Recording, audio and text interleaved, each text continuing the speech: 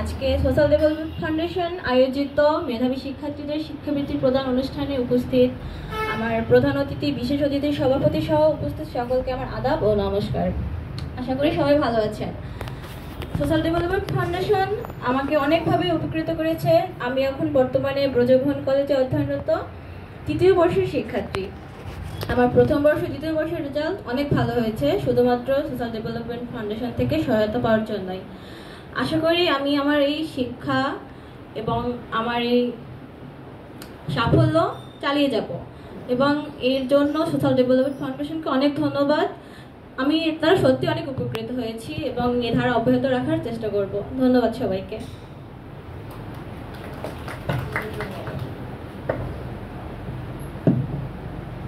এ পর্যায়ে অনুভূতি শেয়ার করবেন অনেক। আমি অনেককে অনুরোধ করব।